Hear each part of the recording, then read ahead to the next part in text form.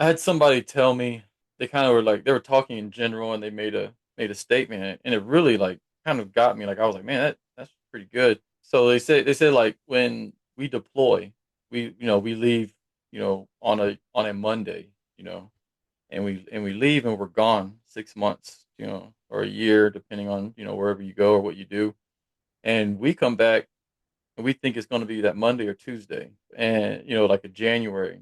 But when we come back, we're waiting for, we're expecting that Tuesday to roll around, but everybody's a week ahead. What I'm saying? Like they're on Friday now, but we're still stuck back in the past. So, so for me, that was a huge thing because every time I come back from deployment, my mind is still set from when I left, and then friends and family have moved on. They have done things. Welcome to Your Story Doesn't End Here, the mental health podcast of military and veterans who refuse to be silenced. I'm your host, Rachel, and my mission with this podcast is to be a voice for those who don't have a voice, bring awareness to mental health issues, provide value and solutions, and to change the culture when it comes to mental health within the DoD organizations.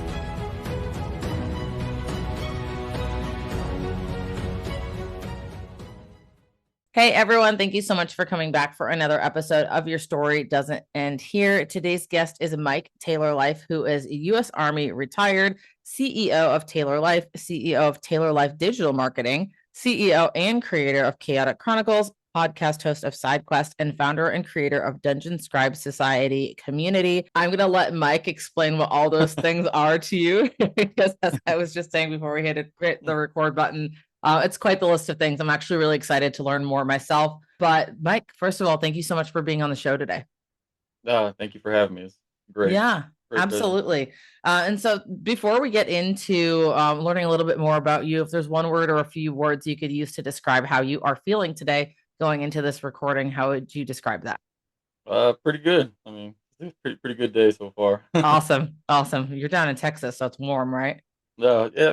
Yeah. It's about 55 today, so it's a little bit colder than usual. Warmer than here. Yeah. Send some warmth up to the Yeah. Pacific Northwest. I'm cold today. All right, Mike. Well, I'm going to pass it off to you then to just share a little bit more about yourself. If you want to share some of your story, the floor is yours. I appreciate it. Again, thank you for having me. So yeah, I am Mike TaylorLyfe. That's something that we kind of came up with. It's more of a brand name. I just actually realized this. I was told last week. Actually, I was on a show as well, and that person Googled me, and I came up, and that's how that's how they kind of found me. So I didn't know I can Google myself. So that's it's pretty cool. You got to do uh, that every once in a while. yeah, yeah. Apparently, I've never done it, and now I know. I'm just scared to do it. I don't know what's gonna pop up. But with that, I just retired from the military after 22 years. Well, I guess I retired 3 years ago. So I was in for 22 years, and then I got out. And during that time, I kind of was in the process of kind of like figuring out what I was going to do when I retired. It was kind of I don't know, it was a bittersweet type realization that everything had to come to an end. And on top of that, I was ready to get out, but I didn't want to get out. You're in that mode. So I guess during all that, I developed kind of a this itch to kind of have my own thing, start my own business, and kind of educate myself on all those variety skills. But while I was doing all that, I built my marketing agency. I had a couple years left in the military, so I built first my marketing agency, and TaylorLyfe kind of branches off from my last name Taylor, but it's a lot bigger than that. Like it was a joke running with like my family. Our family's very big. They're very like colorful. They're very animated. Pretty much every one of the guys has their own business on the side on top of like their actual jobs, and it's all like everybody's always constantly moving. So it was a joke, like it's TaylorLyfe. This is us. Hashtag TaylorLyfe. So after a while, I was like, you know what, I'm gonna kind of bring this in because I'm already doing other things. So plus I needed a name for the business, so it kind of worked out. But I worked on that for a couple years before I retired, and so I kind of had a foundation when I got out. But during the process, I was dealing with kind of getting out, and then retirement, people that have listened and they are listening that know about retiring from the military, it's not the most easiest process. The government tries to make everything difficult. And on that, I was getting help with dealing with like PTSD. In my military career, I did 13 years in the special operations community.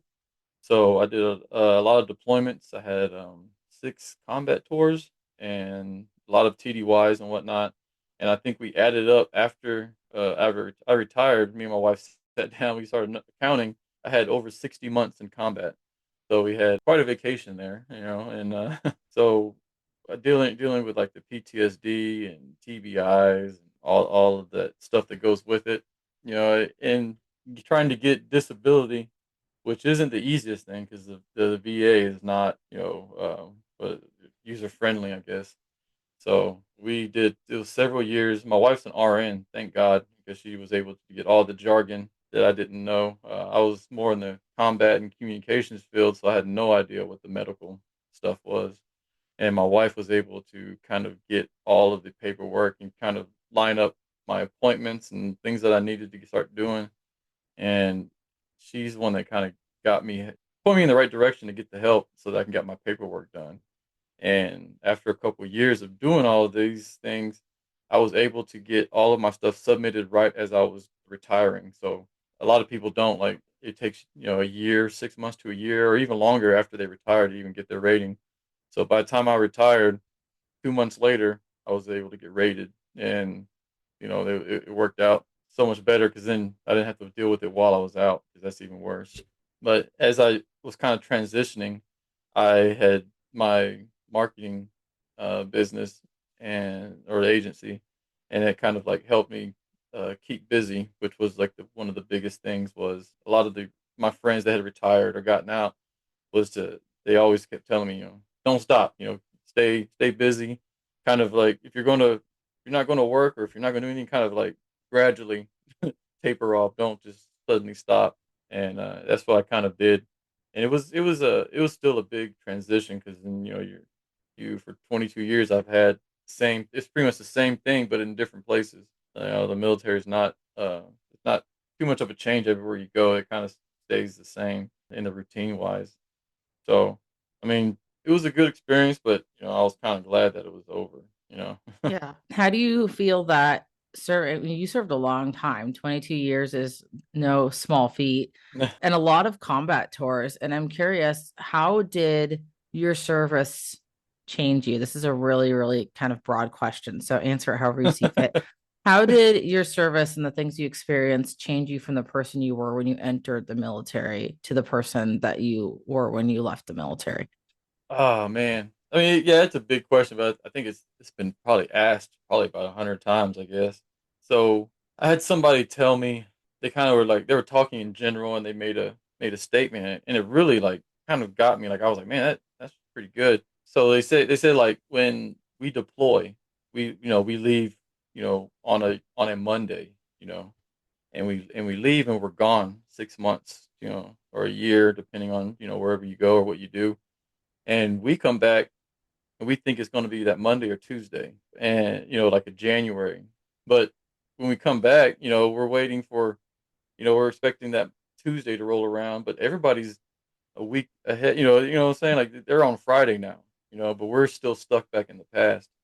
So so for me, that was a huge thing because every time I come back from deployment, my mind is still set from when I left, and then friends and family have moved on. They have done things, and especially like my kids. Like that was a huge thing, and that was always it was always a big hit. In kind of a negative manner because you miss out on a lot of things. Your Yeah. mind is still in the past, but and that's where you kind of want to be at, but everybody else has moved forward.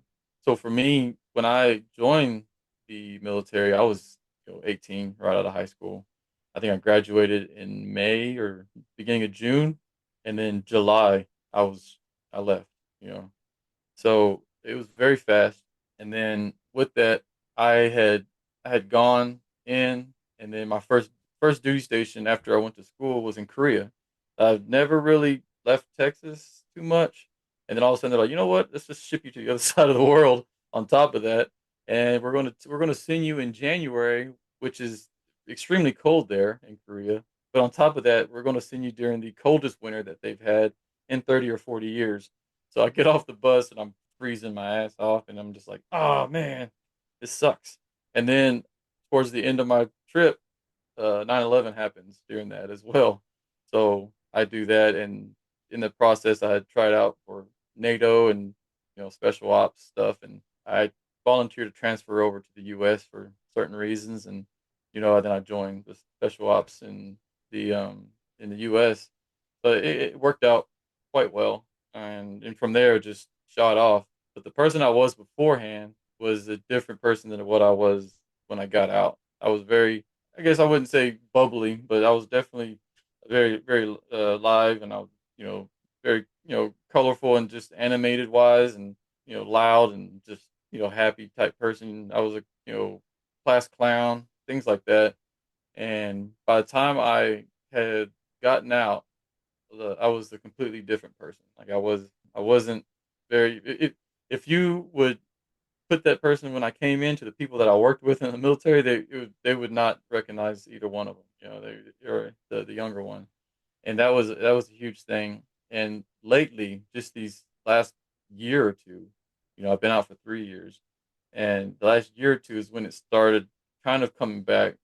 I'm closer to my family, and I'm able to be home with the kids a lot more, which is why I kind of picked the job that I have now. I Most of the time I try to keep my office in here in this, in the game room, so I can be home and not be in an office away.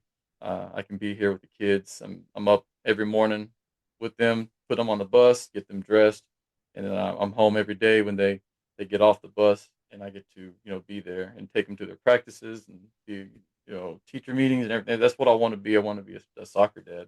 Yeah. And I Yeah. know I have to work. I know I have to do that, because if not, then I'm gonna lose my mind. But at the same time, I'm able to be a part of my kids' lives. So I mean, it was a very long process during it.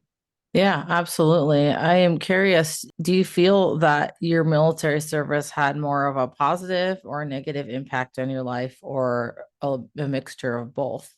I mean, I want to say a mixture of both, but I think a lot of it was in a good way for the most part.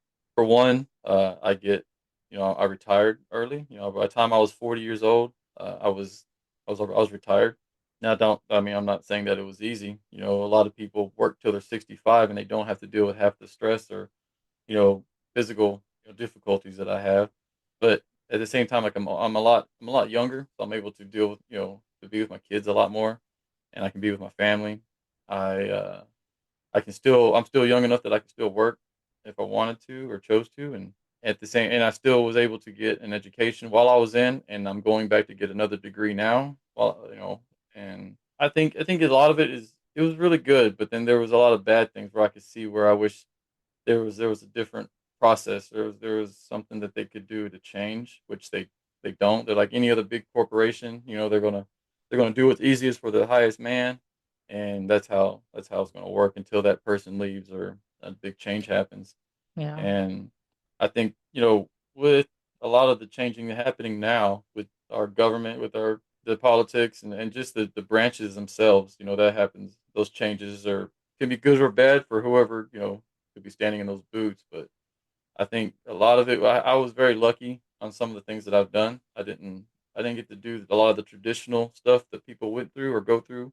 I lived in a very small bubble. I didn't realize how small it was until I actually left the special operations community after I was in for 15 years.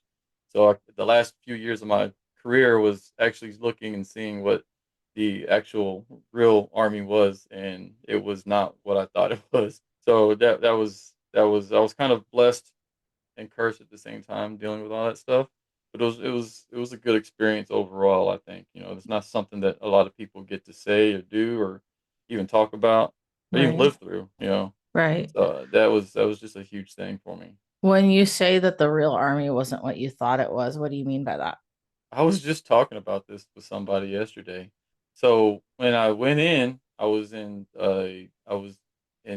regular unit army, and you work your job and do it's it's kind of hard to explain.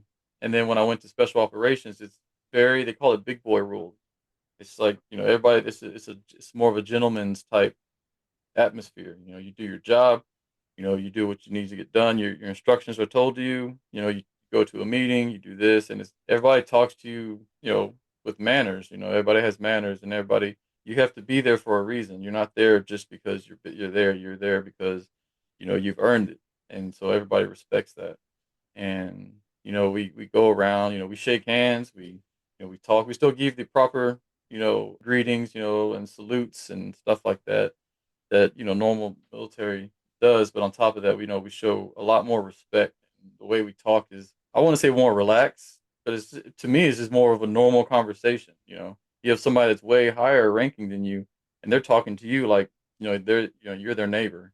And when you go outside of that fence and you see you see or deal with the other military, and they're super stressed out, man. Like they are just it's crazy. And when I had left, I got picked to go by the DA, Department of the Army, to go do recruiting, which is probably one of the worst jobs anybody can have, unless you actually want to do that. It's just crazy. Um, so they went from a job that I was going 100 miles an hour every day to going to like the school zone speed, and to abrupt stop, sitting behind a desk. And I remember having a desk, but I shared it with two or three guys. So we never really had our own desk. We just shared it. So I had a desk job. I was sitting there every day, and guys, there was just guys that were just, some of them never even been to combat, but they wanted to talk like they had been to combat. And there was some that, maybe have gone once or twice in their whole 15 years in or something. And there I was, I was on number 6, about to be on number 7, and then on top of, however other many trips that don't count as deployments. And these people are, and they're even, they're stressed out about other things. And to me, I'm like, you guys haven't even done anything, man. And Yeah. and there was people that were the people that were in charge, like the higher ups, first sergeant, sergeant majors, and commanders, have never been deployed at all, and they want to talk about combat or war. And I'm just like, there's a couple of us that were, that had been in combat and deployed and all that, and we're looking around like, are these people serious? Are they really trying to teach us? Like, what's the term? They can't tell me how to army. Like, there's no way. Like these people don't understand what they're talking about. So a lot of it, I didn't realize that one or two deployments in a regular unit, or a regular, for a person in the regular army, that's a big deal. Like that, they're like, oh man, like they done it. And then when they ask people like me or my friends or whatever, like, how many have you done? They're like 6, 7, 8, 9, and they're just like, their heads are blown away. Like, how did you do that? Like, what do you mean? That was our job. Like, came home, we trained, and we went back. Like that was constantly what we did. And you know, for us, and that's how our lives pretty much revolved around that. And I can see now how it kind of affected my family. For me, it was like that was my whole life. Like my wife, it was really bad for my wife. She would tell me, she's like, man, when you're home, you're not home. And it's like you were home, but then you were always planning for the next trip, or you're planning for the next deployment, or you were trying to rush to do something. It was like constantly, and I was kind of like adrenaline junkie. Like I was constantly always trying to do something and outdo the last trip, or what I did, the last time. And it was constantly just on the go, and I could see where my mind was trying to keep up and trying to outdo the last one. And now sitting still is really hard for me. Like I can't sit still. As you can see with my list of things that I still can't sit still. But it's more of a more productive and healthy way to do it. Yeah. Those are, I it's different. I hear this a lot with the combat veteran community. And it's interesting because from the outside looking in, I feel like that's where a lot of the disconnect lies within, especially the veteran community, because a lot of veterans that are just getting out recently of the military within, I would say, the last 5 years, I mean, had similar experiences to you, right? Like deployment over in Iraq, Afghanistan, like in the action, and you have some of these people that are still serving. And I think I'm curious from your perspective, but I think this is what creates such a disconnect in not only the active duty, but also the veteran community. When you have someone that's like talking about their experience, like, yeah, this is a big deal. I went on one deployment or went on two deployments. And then you got like the old school guy who was like, actually, I served back to back to back to back to back. And that's just what it was during that time because, obviously we're constantly fluctuating between wartime, peacetime, somewhere in Mm, between, and the needs of the military are always going to change. Just kind of curious from your personal perspective. I don't know if you see like in a lot of those veterans groups, there are people who will tell someone that like you're not veteran enough if you didn't like go do this and this and that, right? And I'm curious if you think personally that a lot of that is stemmed from the triggers of people who served back to back or multiple deployments, combat deployments, and that comparison to someone who maybe served more of like a support role in the military and is talking about like disability or something, or like, feeling like they deserve something or want something. I mean, do you think that there's a correlation there?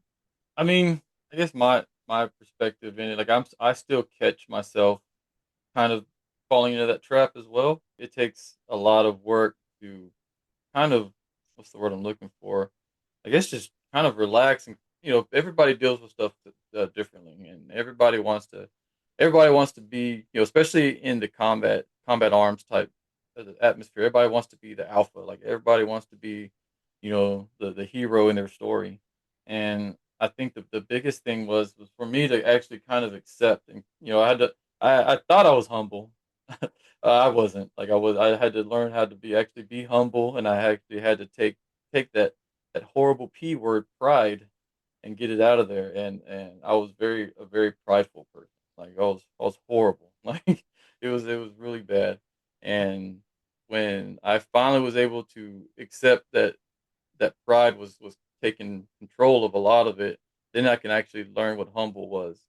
And with that, I was able to see where a lot of people were kind of coming from and seeing some of the different perspectives of these people. And I think at times I still catch myself because people are just like, oh yeah, like I had a deployment pretty bad, and it comes to find out like they were in Kuwait and they heard gunshots far away or something. But what do I know? Like they could probably they probably lived somewhere in I don't know where a peaceful place is, but they probably lived in a very peaceful place and never heard a gunshot. They lived in they had a white picket fence and their parents were very loving, probably like flower power and everything. And then they heard one gunshot and that probably sent them over the edge. And Yeah. that was a thing. And I think for one they probably weren't ready for the military. They shouldn't have done it. Yeah. But at the same time, everybody is a little different. Do I agree with that? Like, no, like I don't think that, that calls for they get crazy disability. That I think a lot of people, even myself, I think there's people that are probably way more injured and messed up than I am. I think I was diagnosed with arthritis in my spine and major joints when I was like 35. I jumped out of planes. I was running around, rucking, and doing crazy things that most people don't do most of their lives. And then I had crazy TBIs from you know explosions and car wrecks and everything else. And so my traumatic brain injury ratio was pretty high. Yeah. And been rattled a little bit, and among several other things. So we can go through a laundry list, but then like I said, it's very different. But then at the same time, like I think people that are saying that they're not being veteran enough, I think they have some inner demons that they're trying to struggle with as Yeah. well, and they have to kind of lash out to get their point across. And at the same time, like I also think that some of those other people are kind of want the sympathy card, and they want people to feel sorry for them and Yeah. things like that. Yeah. You can tell which who's who because there's ones like myself. I don't really talk about it. I don't want to brag about it or anything.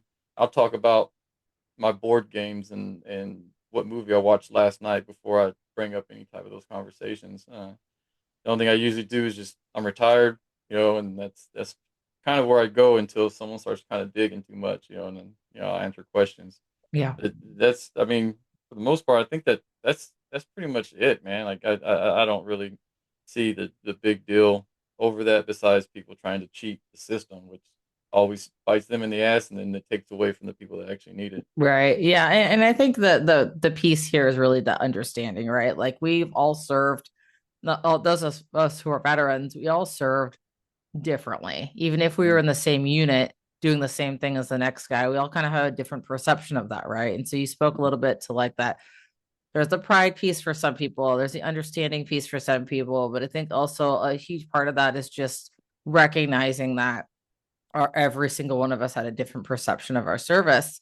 It's always interesting to me talking to combat veterans because there's a different perspective that a combat vet brings to the conversation that non-combat veterans or people who didn't like actively see a war bring to the conversation. I'm curious because I hear from a lot of combat vets about, the thing that really kept them going or a huge staple in their career throughout all those hard times was that family bond or brotherhood or mm, whatever term you want to use. And then you mention feeling like there's other people who are more deserving, and I hear that a lot too from a lot of combat vets. Do you think that the idea of laying your life down for someone else or constantly maybe putting someone else over yourself and not really taking the time to focus on you. And this is just my perception, so correct me if mm. I'm wrong. Do you think that that makes it a lot harder when you separate or later on in life to put yourself first and your needs first? Yeah, I think that it does because one, I think have a lot of words trying to come out. I think, man, like when someone does that, and I see that, they're trying to put somebody else first. They're trying to take care, or you know maybe just put the team first. That shows character, and like that shows a good leadership quality. Like that you're able to do something like that. And to me, like you're putting your your brother, your teammate ahead of you, so you know that that person can be you can count on that guy because you know that he's gonna do that for you, and you can tell the fakes from from the real ones real quick. You know how selfish a person can be, or or if they're able to to actually be a team member. And it is a huge thing, and the camaraderie is what gets you through. There's you see the in war movies where they the guy pulls out his wallet with his kids and Mm-hmm. his wife and stuff. That's a big it's a big that's more of like a reality anchor. I think it kind of gives you that you have something to come back home to. But the thing that's going to keep you alive and your drive is the guy that's next to you, or your your partner or your team. Because I know that there has been times for myself, you know, out of I go from any of those 6 deployments or the 60 months that I was down there. There was times, man, like you hit that bottom, you hit the bottom of that barrel, and you don't have anything left, and you're just like shit, like what am I gonna what am I gonna do? And those guys are the ones that pick you up out of that muck. They're the ones that put you back on your feet when you think you can't go anymore, and because they know exactly what you're going through, or they know, you know, how to explain it, or how or you just even just to be there because they know they're like, man, like I was there. They might not be able to talk about it or help you explain it, any better, but they can be there with you on top of that, and then they're able to kind of help you process it, and you're going through the same turmoils and all this craziness.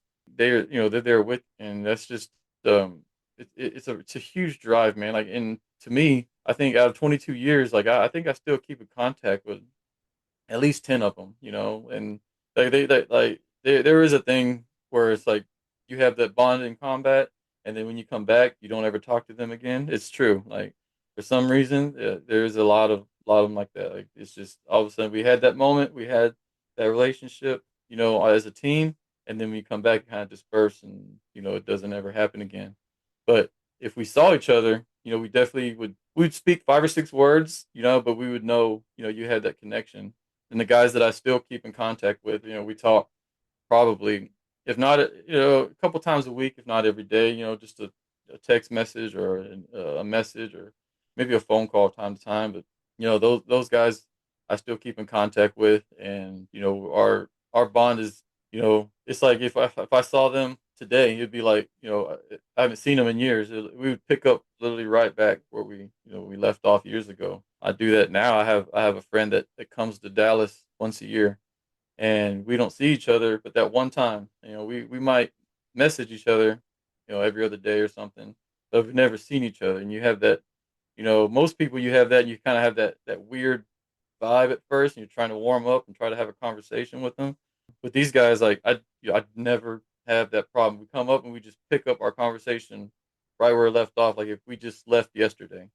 And it's really hard to explain to people that never had that experience, because they're just like that makes no sense. Like I don't Yeah. understand how that can even happen, but it's true. And the bond is so crazy. It is a reason why they say, they're, the brothers, because they do feel like they're my brother, and I treat them as if they are like, my biological brother. There's Yeah. no difference.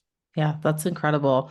As a veteran now, how do you feel that your life has shifted since you separated from the military? And I ask that because 3 years is really not a long time to be separated No. from the military. I mean, I got out 3 years ago. I didn't serve 22, but for me personally, I really felt that the first year, the first 2 years, like there were times when I felt like I was getting my shit together, but then I was like, no, like you did not have your shit together. And I think it's mentally difficult to transition in really any career field, but the military becomes so much part of your life because it's not just, you go to work and you go home. There's so many other aspects to the military, collateral duties, all these extra things, random cleaning, like all the things you have to do on top of just like your regular job. And so, yeah, I'm curious, like, what has life looked like for you? And I know you said the marketing and everything that you're doing now, but overall, what has life looked like for you since you separated? I mean, I kind of described it there. Like, so I had 3 years coming out, and as I was coming out, I was still going, 100 miles an hour, trying to do all of these things, and I was working. So as I shifted out, my marketing agency picked up to be like the head marketing agency for this medical training company. So I pretty much went from a full time job to a full time job, and kept going. And I was trying to find my place in my own family and in my house, and like it was a lot of chaos. And then, it's one of the first times that me and my wife had actually spent so much time together, besides COVID, that was besides COVID. And when I retired, like we never really spent a lot of time together like that. And so we were butting heads because we should have been already worked this out in the newly wed marriage, or right after the wedding, and get that out. But we should have worked that out already. And here we are years into our marriage, and we're trying to figure that out now. So that was a big deal. And then as I was working on this the first year, I was okay, but then it kind of hit. Like that's when the wall. That's when everybody tells me when I was getting out, like, just wait, when it hit you, like I was thinking, what the hell are you talking about? What do you mean when it hits you? It did. It hit me, and I dropped like a sack of rocks. I went from just balls to the wall, 100 miles an hour, to like I didn't have anything left in me. Like I felt like, I don't know, I felt like crap constantly, and I was really hitting depression, and it was really like, I don't know, I guess it really was. It hit me that I was out, and I was not doing what I thought I should be doing. And I was home, and I was home. It's what I wanted, and then I'll get mad at myself. I'm like, this is what you want. Like, why are you angry? And I'm like, I don't know why I'm angry. you know, but it took me quite a while to kind of get it. And what happened was, is I realized I didn't have a purpose. I didn't have that drive. Of course, I had my own business, but I was my own boss as well. And we were doing really well. And then when it started plummeting, it was because I was plummeting. And we still had our clients and stuff, but like I knew that we weren't growing as fast as that we were just a year ago. And we were projected to do more, and like, but it wasn't. It was just kind of plateauing, and then kind of slowly lowering. And I was like, man. And I had lost my purpose. I didn't even have a purpose anymore. I knew that I had to be a family, but as a soldier and as a man, you need more than that. Like we're not built to be caretakers, like our wives are. And my wife is amazing at that job. She's a stay-at-home mom, and she's amazing. We're at the point now where I told her she didn't have to work, and she really didn't want to anymore. So, she was able to do that, go from being a full-time, charge nurse at a hospital to being, the caretaker of this house, man. Like, she puts everything together. She's amazing. And here I was, like, trying to lick my wounds because I had no idea what was wrong with me. And come to find out, like, I didn't have a purpose. Like, I didn't have that drive. Which, it all kind of comes together because the friend that I see every year that comes to Dallas, he reaches out to me. He's like, "Hey, man, like, I know you really need to get your shit together and you need to really help out. You need to get your drive back." He's like, I know something that can help you, and it's gonna work because it worked for me." And what happened was that he had joined the aerial recovery. It's a nonprofit organization. They work with anti-human trafficking and child sex slavery, and on top of they do recovery for natural disasters and things like that. And what they do is take veterans and first responders. Usually, veterans are ones that have gotten out of first responders type stuff, and they give them like a purpose again. Like they kind of bring them in. We went to they flew us out to the Virgin Islands where they're headquartered. They have an island there, and we spent a week with them, and they kind of really helped us get out of these ruts. Like, there was like, you know 20 people just like me. I thought I was like, I felt like I was alone, but these guys were all kind of the same. We're all different jobs and different lifestyles. I met, firefighters and detectives and, other military. It was great. And from there, they kind of helped us rebuild our momentum and show us like another purpose. And with that, I was able to kind of branch out and network a lot more and find other people. And it gave me that drive. It gave me that self purpose again. And with that, as I branched out, I met people that kind of helped. They reached, they mentored me. They gave me some insight and things like that. And I was able to kind of bring my marketing agency back up because I had that, and I was a better person on the inside.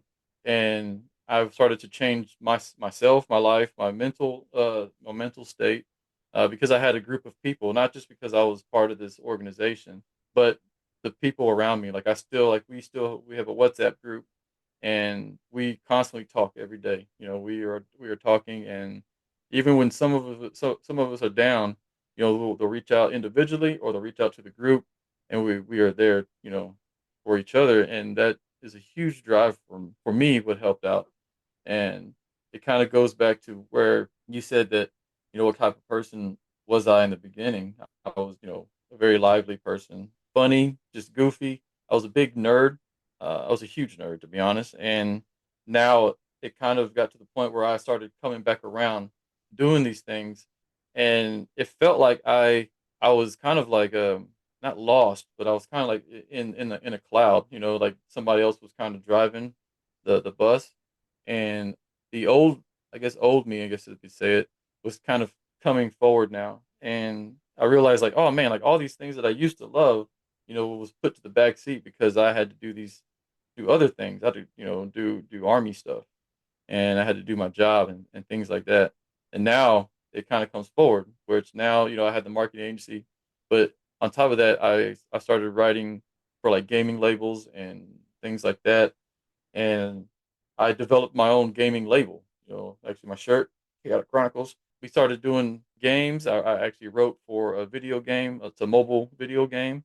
I started writing, stuff for that. And, I used to write constantly.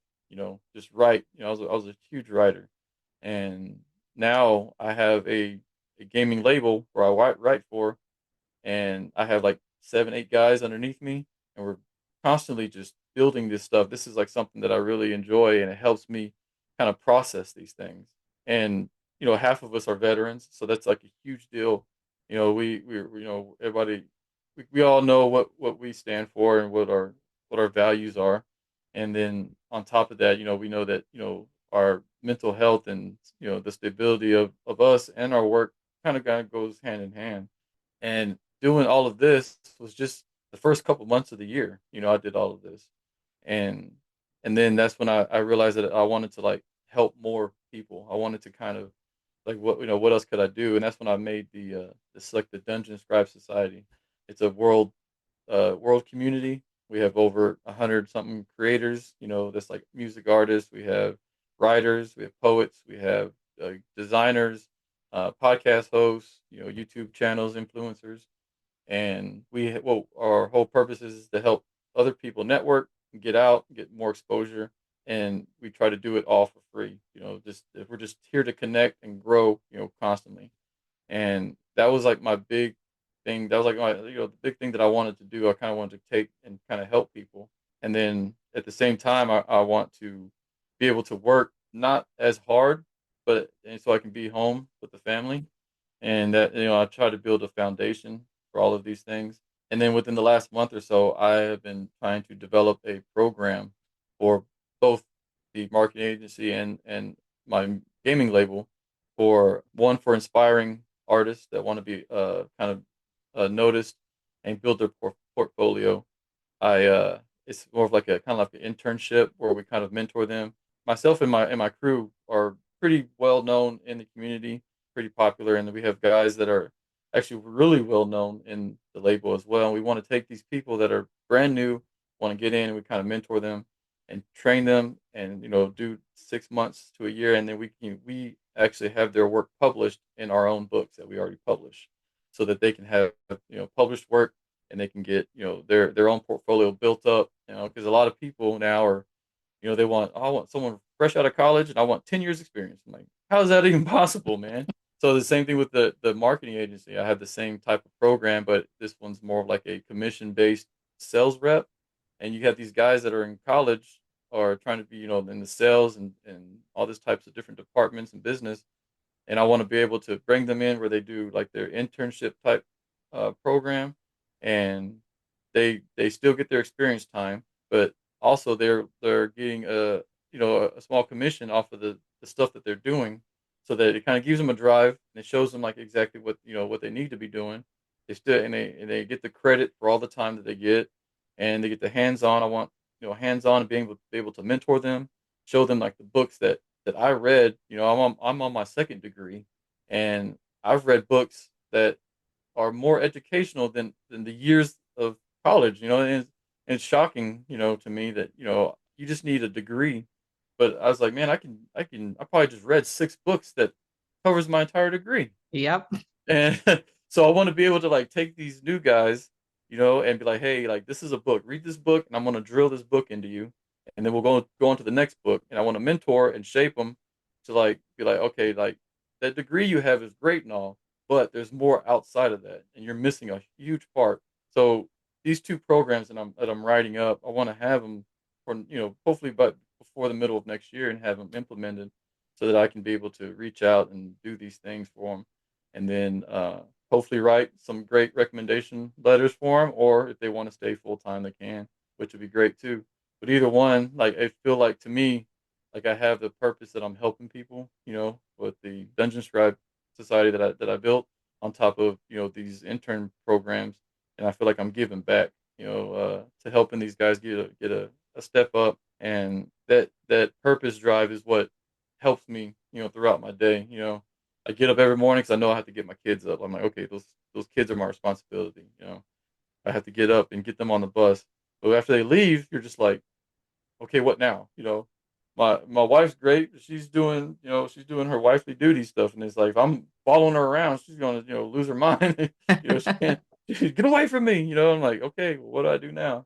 And so it's like I have to find my own path. And to me, I like to think that I found it. I found that itch. I found that drive that I can have, and I'm able to help people as well, along with like helping these nonprofits, which is something that I want to be able to do, and when I be able to afford financially with my businesses that I've built that are slowly gaining a lot attraction, then I can start helping put forth into like helping the human trafficking. And on top of my friend has an archery nonprofit. It takes former special operations soldiers, and they do a archery project. It's called the archery project, and he takes them out. He trains them with art, with the bow. They go hunting. They do competitions. They do bonding.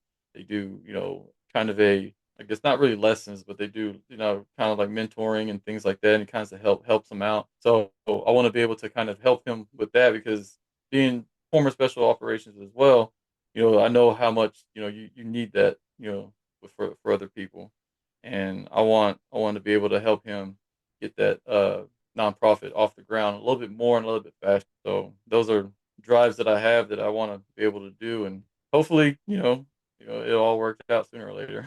Yeah, I really love how you touch on the different levels of support that you've received throughout really your journey in general. You talk about the individual that checks in on you and visits you once a year.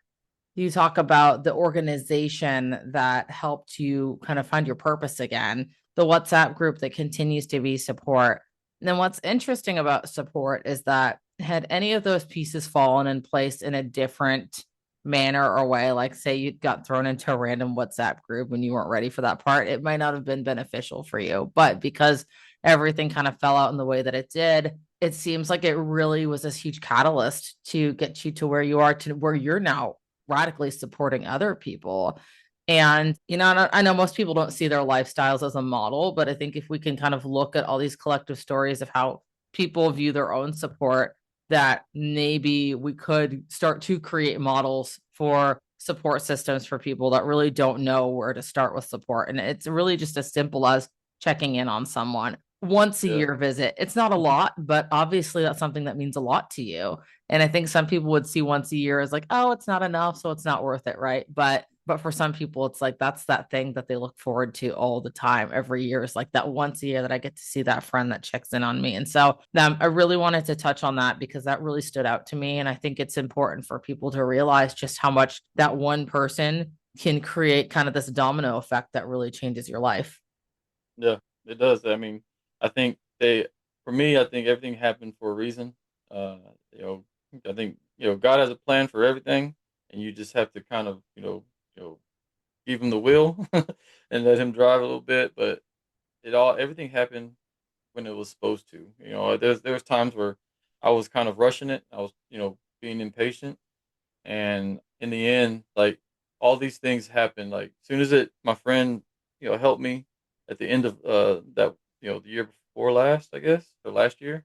Yeah, last year I was able to get my passport and kind of get in contact with these people and whatnot. And then I was on a plane, January 4th, of this year actually, and from there, we landed January 5th, and then it was just a full week of us, being there, and it kind of like it more of like help us draw off of each other and kind of learn.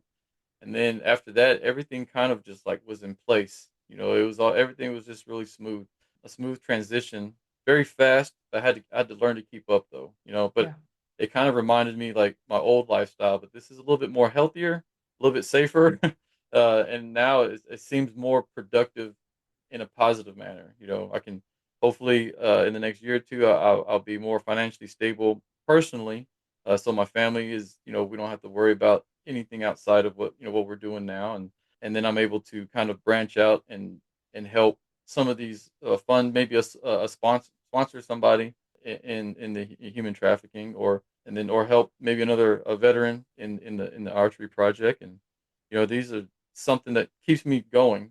I tell myself like, hey man, you only have like I have a goal from I'm 43 now. By the time you're 45, you need to have this stuff already implemented. Like this stuff needs to be done.